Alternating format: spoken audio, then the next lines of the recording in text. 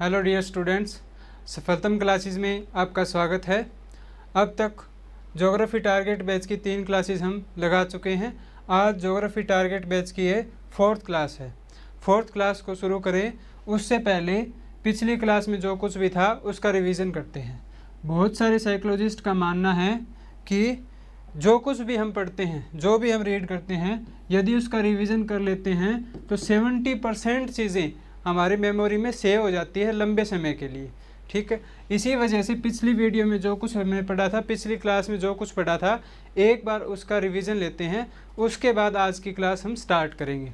पिछली क्लास में हमने जाना था भारत की जनसंख्या के बारे में, भारत के क्षेत्रफल के बारे में। ठीक है, भारत की जो जनसंख्या थी वो विश्व की जनसंख्या की लगभग 17% के करीब थी। 2011 की जनगणना के अनुसार 121 करोड़ जनसंख्या थी, जो दूसरे नंबर पर आती थी 2011 में। परंतु वर्तमान में 2022 आते आते हम इस नए आयाम को छुआ और विश्व में अब हम जनसंख्या के मामले में पहले स्थान पर हैं, फर्स्ट स्थान पर है। अभी हमारी जनसंख्या 144 करोड़ के लगभग है। उसके बाद हमने क्षेत्रफल के बारे में जाना। हमारे जो क्षेत्रफल है 32,87,000 किलोमीटर के आसपास है, जो कि पूरे विश्व का 2.4% क्षेत्रफल है। यानी कि यदि 100% जनसंख्या हो तो उसमें से 18% के करीब जनसंख्या हमारे देश में रहती है, और यदि 100% क्षेत्रफल हो तो मात्र 2.4% भूमि का अंश हमारे पास स्थित है। उसके बाद हमने डिस्कशन किया था भारत की अक्षांशीय और देशांतरीय स्थिति के बारे में। अक्षांशीय और देशांतरीय स्थिति के बारे में जाने उससे पूर्व हमने जानना शुरू किया था अक्षांश और देशांतर होते क्या हैं। देखिए, सबसे पहला टॉपिक था अक्षांश क्या होते हैं। अक्षांश का मीनिंग था पृथ्वी के केंद्र से खींची गई कोणीय दूरी। ध्यान दें, अक्षांश और अक्षांश रेखा, इन दोनों में अंतर है, इसको समझेंगे। सबसे पहले ये समझो अक्षांश क्या होता है। अक्षांश था पृथ्वी के केंद्र से कोणीय दूरी, किसी भी स्थान की कोणीय दूरी। जैसे कि ये पृथ्वी का केंद्र है, यहाँ से यदि आप 30 डिग्री का कोण बना करके एक मार्क लगाते हैं, एक चिन्ह बनाते हैं या एक चाप लगाते हैं, ठीक है, ये 30 डिग्री अक्षांश है। उसी प्रकार एक 30 डिग्री का चाप या 30 डिग्री का निशान हम यहाँ पर भी लगाते हैं।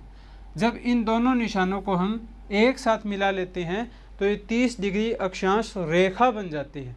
ठीक है, अब समझो इस बात को आगे।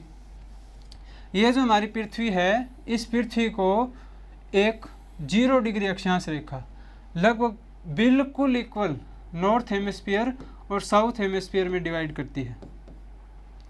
ये 0 डिग्री है, ये हमारी पृथ्वी को 2 भागों में नॉर्थ हेमिस्फीयर और साउथ हेमिस्फीयर में डिवाइड कर देती है। उसके बाद हमने देखा था कि जैसे जैसे ऊपर की ओर जाते जाते हैं लगभग 90 डिग्री अक्षांश है, 90 डिग्री अक्षांश है। नॉर्थ के अलावा साउथ की ओर भी 90 डिग्री अक्षांश है। अब ध्यान दें, यदि अक्षांश पूछा जाए तो कुल कितने हुए? 90 degree plus 90 degree south plus 10 degree. इस प्रकार कुल अक्षांश पूछे जाएं तो हमारी पृथ्वी के ऊपर कुल अक्षांश 181 है। परंतु यदि अक्षांश रेखा पूछी जाए तो ध्यान दें, ये जो नॉर्थ पोल और साउथ पोल है, यहाँ पर केवल एक बिंदु है जो कि 90 डिग्री अक्षांश का प्रतिनिधित्व करता है।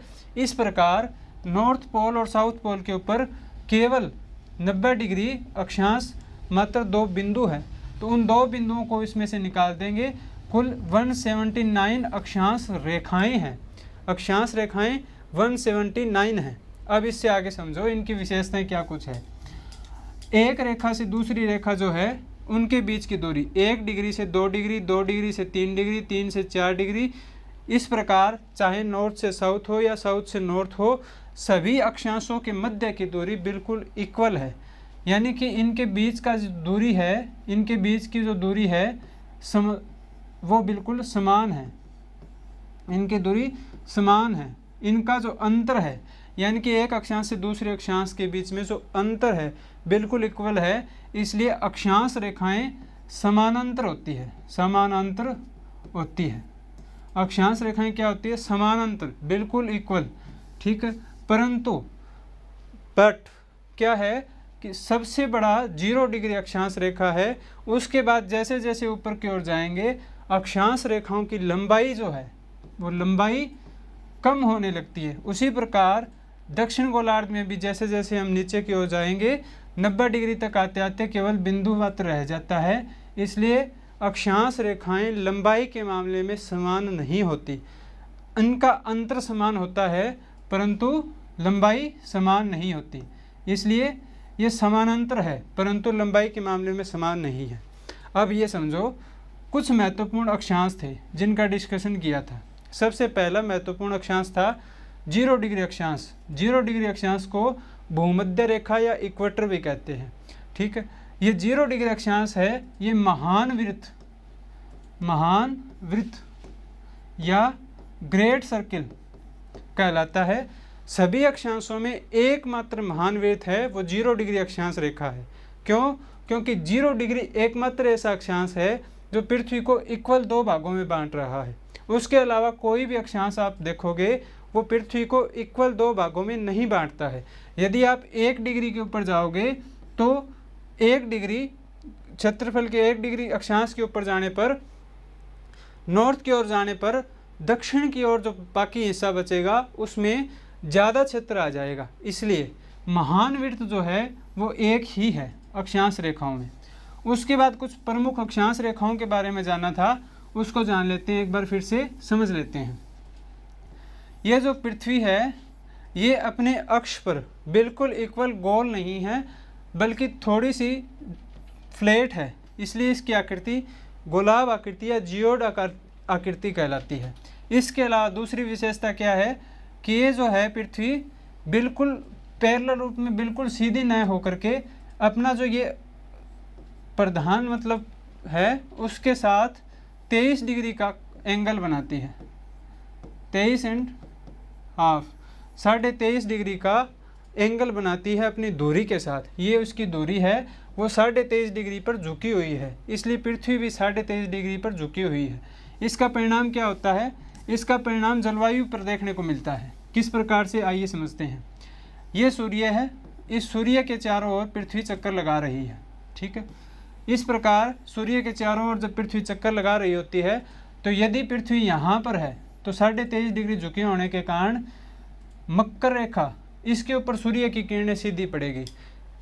दूसरी तरफ यदि पृथ्वी इस स्थान पर है तो ये 0 डिग्री अक्षांश के ऊपर 23.5 डिग्री कर्क रेखा है, इसके ऊपर सूर्य की किरणें सीधी पड़ेगी, ठीक है। इससे होगा क्या?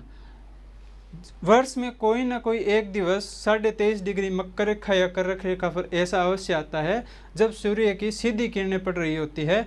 और यह जो 23.5 डिग्री का अक्षांश है कर्क रेखा से लेकर के मकर रेखा के बीच में, यहाँ पर सूर्य की सीधी किरणें होने के कारण अत्यधिक गर्मी होती है, इसलिए इसे उष्ण कटिबंध का नाम दे दिया जाता है, ठीक है।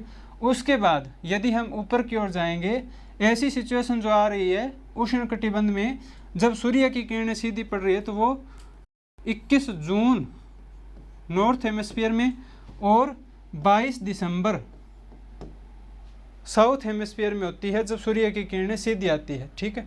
उसके बाद हमने देखा था कि ये जो क्षेत्र है 23.5 डिग्री कर्क रेखा से लेकर के 23.5 डिग्री मकर रेखा के बीच में, यहाँ पर सूर्य की किरणें सीधी पड़ने के कारण ये उष्ण कटिबंध का क्षेत्र कहलाता है।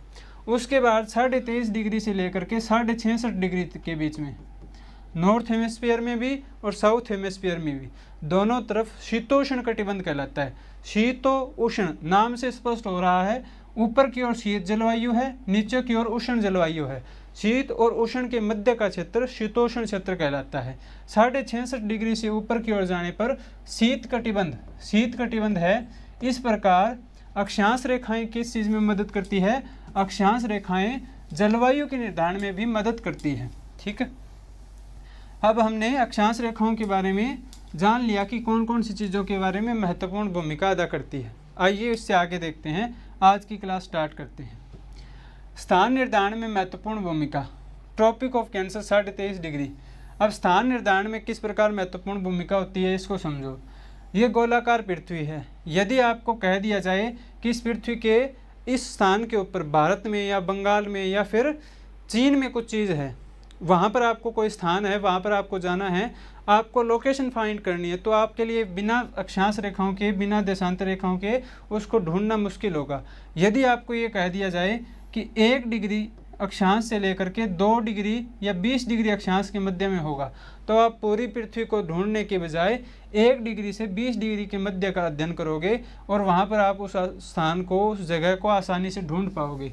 इस प्रकार जो अक्षांश रेखाएं हैं वो स्थान के निर्धारण में महत्वपूर्ण भूमिका निभाती है।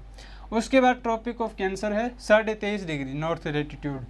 क्या कुछ करता है इसका, भारत के क्षेत्र में क्या कुछ रोल है उसको समझते हैं। जो ये 23.5 डिग्री कर्क रेखा है, ट्रॉपिक ऑफ कैंसर है, भारत के गुजरात से एंटर करता है और भारत को लगभग इक्वल 2 पार्ट्स में डिवाइड कर देता है। देखते हैं कौन कौन से 2 पार्ट्स हैं।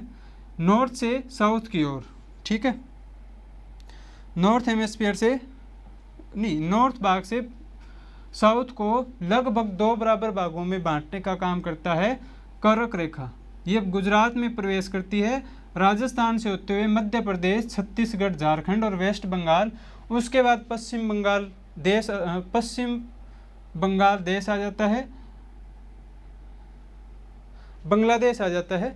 बांग्लादेश के बाद त्रिपुरा के बाद मिजोरम से ये दूसरे देशों के अंदर चली जाती है। इस प्रकार यदि आप देखोगे, पश्चिम में सबसे पश्चिमी राज्य कर्क रेखा के ऊपर गुजरात है, उसके बाद राजस्थान, मध्य प्रदेश, छत्तीसगढ़, झारखंड, वेस्ट बंगाल, त्रिपुरा और मिजोरम है। ये भारत को लगभग 2 भागों में, नॉर्थ और साउथ इक्वल पार्ट में डिवाइड कर रही है, ठीक। इसके बाद देखते हैं और क्या क्या विशेषताएं हैं इस अक्षांश के बारे में। ये हमारे देश को 2 इक्वल भागों में बांट देती है। और दूसरी चीज़, आपके एग्जाम में क्वेश्चन आ सकता है कि निम्नलिखित में से कौन सा ऐसा प्रदेश होगा जिसमें 21 जून में दोपहर के समय या मध्याह्न के समय सूर्य की कोई परछाई नहीं बनेगी। तो ये जितने भी प्रदेश हमारे यहाँ है, दक्षिण भारत के अंदर है, 21 जून को इन प्रदेशों के अंदर सूर्य की परछाई नहीं बनती है। क्यों? क्योंकि यहाँ सूर्य की किरणें बिल्कुल सीधी आ रही होती है, इस वजह से यहाँ पर परछाई नहीं बन पाती है। उससे आगे देखते हैं क्या कुछ विशेषताएं हैं। देशांतर रेखाओं को पढ़ेंगे। अब देशांतर रेखाएं समय निर्धारण में महत्वपूर्ण भूमिका अदा करती है। देशांतर रेखाएं किस प्रकार से, देखिए, सबसे पहले ये समझना है देशांतर रेखाएं होती क्या है। ये जो पृथ्वी है, पृथ्वी के अंदर नॉर्थ पोल से साउथ पोल की ओर मिलाने वाली रेखाएं देशांतर रेखाएं कहलाती है। ये सभी की सभी देशांतर रेखाएं प्रधान मध्याह्न रेखा के समांतर खींची गई है, ठीक है, इस प्रकार से। अब इसको यदि आप ध्यान से देखोगे तो आप क्या देखते हो कि ये जो देशांतर रेखा है, नॉर्थ लैटिट्यूड पर सारी देशांतर रेखाएं एक साथ मिल जाती है और उसी प्रकार साउथ लैटिट्यूड पर भी, साउथ पोल पर भी एक साथ मिल जाती है, ठीक है। इस प्रकार ये जो क्षेत्र है, यहाँ पर बीच का 0 डिग्री है, वहाँ पर इनके बीच में जो गैप है वो ज़्यादा बढ़ जाता है। ये क्या है? ये अर्धवृत्ताकार है जो कि प्रधान मध्याह्न रेखा के पूर्व और पश्चिम में खींची गई काल्पनिक रेखाएं हैं। ये पृथ्वी को 2 बराबर भागों में बांटती है। सभी देशांतर रेखाएं महान वृत्त का निर्माण करती है। देखो किस प्रकार से हमने जाना था कि जो अक्षांश रेखाएं थी उनमें 0 डिग्री अक्षांश रेखा एकमात्र थी जो कि पृथ्वी को इक्वल 2 भागों में बांट रही थी। परंतु देशांतर रेखाओं में ऐसा नहीं है। सभी देशांतर रेखाएं पृथ्वी को इक्वल 2 भागों में बांट देती है, इक्वल 2 भागों में डिवाइड कर देती है, ठीक है। क्योंकि नॉर्थ से साउथ की ओर मिलाने वाली 1 डिग्री अक्षांश रेखा यदि उसके दूसरी तरफ 180 डिग्री से मिला दिया जाए तो ये एक पूरा वृत्त बन जाता है जो कि पृथ्वी को 2 बराबर भागों में बांट देता है। अब क्योंकि सभी रेखाएं एक समान रूप से है तो प्रधान मध्याह्न रेखा निर्धारित करना मुश्किल होता है। तो इसके चलते सभी देशों ने मिलकर के एक संभावना तलाश की कि क्यों न लंदन का जो ग्रीनविच शहर है वहाँ से गुजरने वाली एक प्रधान मध्याह्न रेखा है, उसे प्रधान मध्याह्न रेखा का नाम दे दिया जाए। यानी कि एक रेखा, एक देशांतर रेखा जो कि लंदन के ग्रीनविच से गुजर रही थी, उसे सभी देशों ने सम्मिलित रूप से 0 डिग्री देशांतर रेखा या प्रधान मध्याह्न रेखा, प्रधान मध्याह्न रेखा, प्राइम मेरिडियन लाइन, ये नाम सभी ने मिलकर के दे दिया ताकि बाकी जितनी भी रेखाएं हैं उसको संदर्भ में रख करके खींची जा सके। ठीक है, आज के लिए हम इतना ही पढ़ते हैं। आने वाली वीडियो में इससे आगे देशांतर रेखाओं के बारे में डीप से स्टडी करेंगे।